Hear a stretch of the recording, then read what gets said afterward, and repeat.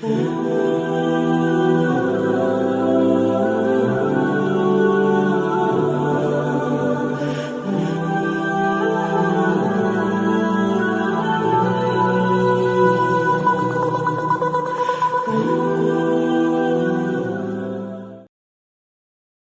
اللہ الرحمن الرحیم۔ سورہ آراف، سورت نمبر 7۔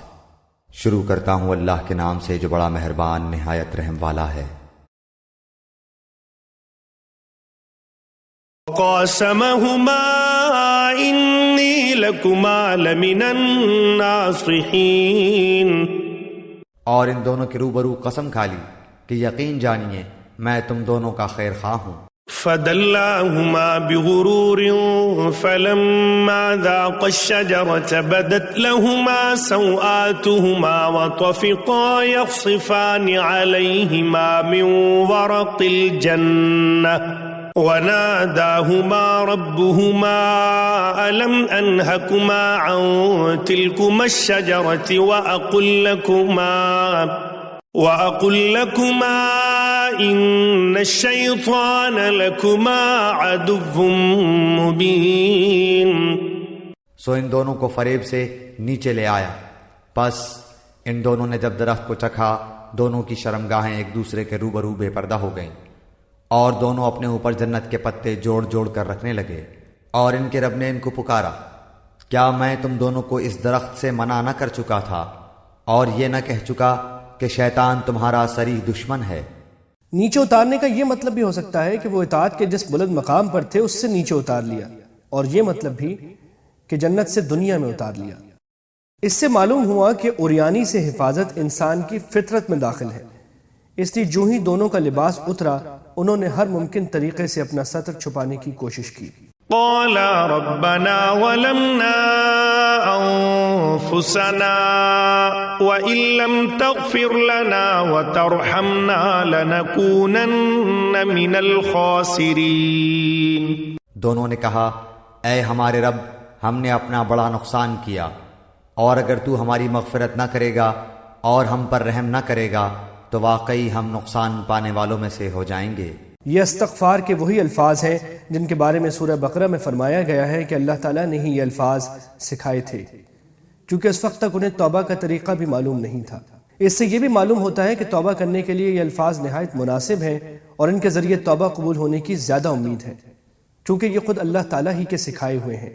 اس طرح اللہ تعالیٰ نے اگر ایک طرف شیطان کو مہلت دے کر اسے انسان کو بہکانے کی صلاحیت دی جو انسان کے لیے زہر جیسی تھی، تو دوسری طرف انسان کو توبہ اور استغفار کا تریاق بھی عطا فرما دیا کہ اگر شیطان کے بہکاوے میں آ کر اگر وہ کبھی کوئی گناہ کر گزرے تو اسے فوراً توبہ کرنی چاہیے، جس کا مطلب یہ ہے کہ وہ اپنے کیے پر شرمندہ ہو اور آئندہ نہ کرنے کا عزم کرے اور اللہ تعالیٰ سے معافی مانگے۔ اس طرح شیطان کا چڑھایا ہوا زہر اتر جائے گا۔ قال اهبطوا بعضكم لبعض عدو ولكم في الأرض مستقر ومتاع إلى حين۔ حق تعالیٰ نے فرمایا کہ نیچے ایسی حالت میں جاؤ کہ تم باہم ایک دوسرے کے دشمن ہوگے، اور تمہارے واسطے زمین میں رہنے کی جگہ ہے اور نفع حاصل کرنا ہے ایک وقت تک۔ قال فيها تحيون وفيها تموتون ومنها تخرجون۔ فرمایا تم کو وہاں ہی زندگی بسر کرنا ہے اور وہاں ہی مرنا ہے، اور اسی میں سے پھر نکالے جاؤ گے۔ یا بنی آدم قد انزلنا علیکم لباسا یواری سوآتکم وریشا ولباس التقوى ذلك خیر ذلك من آیات اللہ لعلهم یذکرون۔ اے آدم علیہ السلام کی اولاد، ہم نے تمہارے لیے لباس پیدا کیا جو تمہاری شرمگاہوں کو بھی چھپاتا ہے اور موجب زینت بھی ہے، اور تقوی کا لباس یہ اس سے بڑھ کر ہے، یہ اللہ تعالیٰ کی نشانیوں میں سے ہے تاکہ یہ لوگ یاد رکھیں۔ آیت 26 تا 32 اہل عرب کی ایک عجیب و غریب رسم کے پس منظر میں نازل ہوئی ہیں، جس کی تفصیل یہ ہے کہ مکہ مکرمہ کے قریب رہنے والے کچھ قبیلے مثلا قریش حمص کہلاتے تھے۔ عرب کے دوسرے تمام قبیلے حرم کی پاسبانی کی وجہ سے ان لوگوں کی بڑی عزت کرتے تھے۔ اسی کا ایک نتیجہ یہ تھا کہ عربوں کے عقیدے کے مطابق کپڑے پہن کر طواف کرنا صرف انہی کا حق تھا۔ دوسرے لوگ کہتے تھے کہ جن کپڑوں میں ہم نے گناہ کیے ہیں ان کے ساتھ ہم بیت اللہ کا طواف نہیں کر سکتے۔ چنانچہ یہ لوگ جب طواف کے لیے آتے تو ہم اس کے کسی آدمی سے کپڑے مانگتے، اگر اس کے کپڑے مل جاتے تو انہیں پہن کر طواف کر لیتے، لیکن اگر کسی کو ہم اس سے کپڑے نہیں ملتے تو وہ بالکل عریاں ہو کر طواف کرتے تھے۔ یہ آیتیں اس بیہودہ رسم کی تردید کے لیے نازل ہوئی ہیں، اور ان میں انسان کے لیے لباس کی اہمیت بھی بیان فرمائی گئی ہے، اور یہ بھی بتایا گیا ہے کہ لباس کا اصل مقصد جسم کا پردہ ہے، اور ساتھ ہی لباس انسان کے لیے زینت اور خوشنمائی کا بھی ذریعہ ہے۔ ایک اچھے لباس کی صفت یہ ہونی چاہیے کہ وہ دونوں مقصد پورے کرے، اور جس لباس سے پردے کا مقصد حاصل نہ ہو وہ انسانی فطرت کے خلاف ہے۔ لباس کا ذکر آیا تو یہ حقیقت بھی واضح فرما دی گئی کہ جس طرح لباس انسان کے ظاہری جسم کی پردہ داری کرتا ہے، اسی طرح تقوی انسان کو گناہوں سے پاک رکھتا ہے اور اس کے ظاہر اور باطن دونوں کی حفاظت کرتا ہے، اور اس لحاظ سے تقوی کا لباس بہترین لباس ہے۔ لہٰذا ظاہری لباس پہننے کے ساتھ ساتھ انسان کو یہ فکر بھی کرنی چاہیے کہ وہ تقوی کے لباس سے آراستہ ہو، یعنی لباس کا پیدا کرنا اللہ تعالیٰ کی قدرت اور حکمت کے نشانیوں میں سے ایک ہے۔ يا بني آدم لا يفتننكم الشيطان كما أخرج أبويكم من الجنة ينزع عنهما لباسهما ليريهما سوآتهما إنه يراكم هو وقبيله من حيث لا ترونهم إنا جعلنا الشياطين أولياء للذين لا يؤمنون۔ اے اولاد آدم، شیطان تم کو کسی خرابی میں نہ ڈال دے جیسا اس نے تمہارے ماں باپ کو جنت سے باہر کرا دیا، ایسی حالت میں ان کا لباس بھی اتروا دیا تاکہ وہ ان کی شرمگاہیں دکھائے۔ وہ اور اس کا لشکر تم کو ایسے طور پر دیکھتا ہے کہ تم ان کو نہیں دیکھتے ہو۔ ہم نے شیطانوں کو انہی لوگوں کا دوست بنایا ہے جو ایمان نہیں لاتے۔ وَإِذَا فَعَلُوا فَاحِشَةً قَالُوا وَجَدْنَا عَلَيْهَا آبَاءَنَا وَاللَّهُ أَمَرَنَا بِهَا قُلْ إِنَّ اللَّهَ لَا يَأْمُرُ بِالْفَحْشَاءِ أَتَقُولُونَ عَلَى اللَّهِ مَا لَا تَعْلَمُونَ۔ اور وہ لوگ جب کوئی فحش کام کرتے ہیں تو کہتے ہیں کہ ہم نے اپنے باپ دادا کو اسی طریق پر پایا ہے، اور اللہ نے بھی ہم کو یہی بتایا ہے۔ آپ کہہ دیجئے کہ اللہ تعالیٰ فحش بات کی تعلیم نہیں دیتا۔ کیا اللہ کے ذمہ ایسی بات لگاتے ہو جس کی تم سند نہیں رکھتے؟ اس سے اسی رسم کی طرف اشارہ ہے کہ یہ لوگ عریاں ہو کر طواف کرتے ہیں۔ چونکہ رسم برسوں سے چلی آتی تھی، اس لیے ان کی دلیل یہ تھی کہ ہمارے باپ دادا ایسا ہی کرتے چلے آئے ہیں، جس سے معلوم ہوتا ہے کہ اللہ تعالیٰ کا یہی حکم ہوگا۔ قل امر ربی بالقسط واقیموا وجوہکم عند کل مسجد وادعوہ مخلصین لہ الدین کما بدأکم تعودون۔ آپ کہہ دیجئے کہ میرے رب نے حکم دیا ہے انصاف کا، اور یہ کہ تم ہر سجدے کے وقت اپنا رخ سیدھا رکھا کرو، اور اللہ تعالیٰ کی عبادت اس طور پر کرو کہ اس عبادت کو خالص اللہ ہی کے واسطے رکھو۔ تم کو اللہ نے جس طرح شروع میں پیدا کیا تھا اسی طرح تم دوبارہ پیدا ہوگے۔ شاید مذکورہ والا سیاق و سباق میں انصاف کا ذکر اس لیے بھی کیا گیا ہے کہ حمص کے لوگوں نے اپنی جو امتیازی خصوصیات طے کر رکھی تھی ان میں سے بعض انصاف کے تقاضوں کے بھی خلاف تھی۔ مثلا یہ بات کہ صرف وہی کپڑے پہن کر طواف کر سکتے ہیں، دوسرے لوگ نہیں، حالانکہ اگر دوسرے لوگ گناہ کر سکتے تھے تو یہ لوگ بھی گناہوں سے پاک تو نہیں تھے۔ فریقا ہدا وفریقا حق علیہم الضلالہ انہم اتخذوا الشیاطین اولیاء من دون اللہ ویحسبون انہم مہتدون۔ بعض لوگوں کو اللہ نے ہدایت دی ہے اور بعض پر گمراہی ثابت ہو گئی ہے۔ ان لوگوں نے اللہ تعالیٰ کو چھوڑ کر شیطانوں کو دوست بنا لیا ہے اور خیال رکھتے ہیں کہ وہ راست پر ہیں۔ یا بنی آدم خذوا زینتکم عند کل مسجد وکلوا واشربوا ولا تسرفوا انہ لا يحب المسرفین۔ اے اولاد آدم، تم مسجد کی ہر حاضری کے وقت اپنا لباس پہن لیا کرو اور خوب کھاؤ اور پیو اور حد سے مت نکلو، بے شک اللہ حد سے نکل جانے والوں کو پسند نہیں کرتا۔ قل من حرم زينة الله التي أخرج لعباده والطيبات من الرزق قل هي للذين آمنوا في الحياة الدنيا خالصة يوم القيامة كذلك نفصل الآيات لقوم يعلمون۔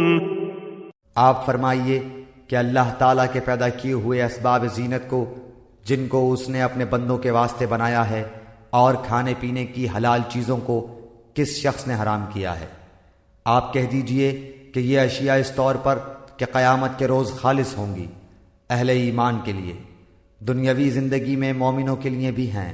ہم اسی طرح تمام آیت کو سمجھداروں کے واسطے صاف صاف بیان کرتے ہیں۔ جس طرح ان عرب قبائل نے طواف کے وقت کپڑے پہننے کو حرام سمجھا ہوا تھا، اسی طرح جاہلیت کے لوگوں نے بھی بہت سی غذاؤں کو بلا وجہ حرام قرار دیا ہوا تھا، جس کا مفصل تذکرہ سورہ انعام میں گزرا ہے۔ نیز حمص کے قبائل نے گوشت کی بعض قسموں کو اپنی امتیازی حیثیت ظاہر کرنے کے لیے اپنے اوپر حرام کر لیا تھا، حالانکہ اللہ تعالیٰ کی طرف سے ایسا کوئی حکم نہیں آیا تھا۔ یہ دراصل کفار مکہ کی بات کا جواب ہے۔ وہ کہا کرتے تھے کہ اگر اللہ تعالیٰ کو ہمارا موجودہ طریقہ پسند نہیں ہے تو وہ ہمیں رزق کیوں دے رہا ہے؟ جواب یہ دیا گیا ہے کہ اس دنیا میں تو اللہ تعالیٰ کے رزق کا دسترخوان ہر شخص کے لیے بچھا ہوا ہے، چاہے وہ مومن ہو یا کافر، لیکن آخرت میں یہ نعمتیں صرف مومنوں کے لیے خاص ہیں۔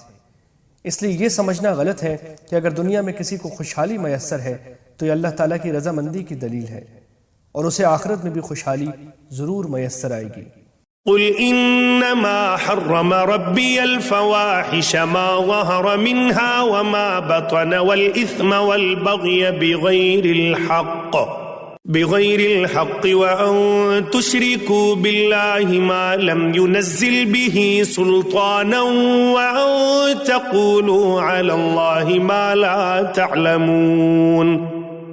آپ فرمائیے کہ البتہ میرے رب نے صرف حرام کیا ہے ان تمام فحش باتوں کو جو اعلانیہ ہیں اور جو پوشیدہ ہیں، اور ہر گناہ کی بات کو، اور ناحق کسی پر ظلم کرنے کو، اور اس بات کو کہ اللہ کے ساتھ کسی ایسی چیز کو شریک ٹھہراؤ جس کی اللہ نے کوئی سند نازل نہیں کی، اور اس بات کو کہ تم لوگ اللہ کے ذمہ ایسی بات نہ لگا دو جس کو تم جانتے نہیں۔ یوں تو کسی بھی شخص کی طرف غلط بات منسوب کرنا ہر اعتبار سے ایک ناجائز اور غیر اخلاقی فعل ہے، لیکن اگر یہ جرم اللہ تعالیٰ کے ساتھ کیا جائے تو اس کی سنگینی انسان کو کفر تک لے جاتی ہے۔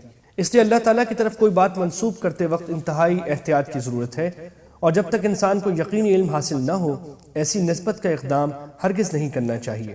عرب کے بت پرستوں نے اپنی طرف سے باتیں گھڑ گھڑ کر اللہ تعالیٰ کی طرف منسوب کر رکھی تھیں جن کی بنیاد کسی علم پر نہیں تھی بلکہ اپنے بے بنیاد اندازوں پر تھی جن کی حقیقت کا انہیں خود بھی علم حاصل نہیں تھا۔ وَلِكُلِّ أُمَّةٍ أَجَلٌ فَإِذَا جَاءَ أَجَلُهُمْ لَا يَسْتَأْخِرُونَ سَاعَةً وَلَا يَسْتَقْدِمُونَ۔ اور ہر گروہ کے لیے ایک میعاد معین ہے، سو جس وقت ان کے میعاد معین آ جائے گی اس وقت ایک ساتھ نہ پیچھے ہٹ سکیں گے اور نہ آگے بڑھ سکیں گے۔ یا بنی آدم اما یأتینکم رسل منکم یقصون علیکم آیاتی فمن اتقى وأصلح فلا خوف علیہم ولا هم یحزنون۔ اے اولاد آدم، اگر تمہارے پاس پیغمبر آئیں جو تم ہی میں سے ہوں، جو میرے احکام تم سے بیان کریں، تو جو شخص تقوی اختیار کرے اور درستی کرے سو ان لوگوں پر نہ کچھ اندیشہ ہے اور نہ وہ غمگین ہوں گے۔ والذین کذبوا بآیاتنا واستکبروا عنها اولئک اصحاب النار هم فیها خالدون۔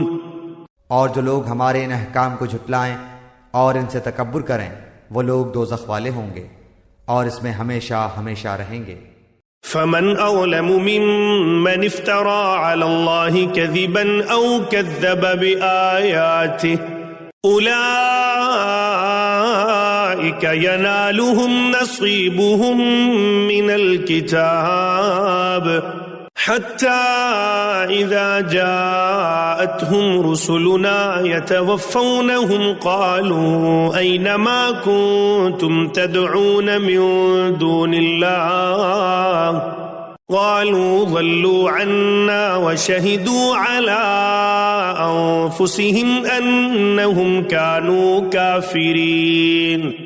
سو اس شخص سے زیادہ ظالم کون ہوگا جو اللہ تعالیٰ پر جھوٹ باندھے یا اس کی آیتوں کو جھوٹا بتائے.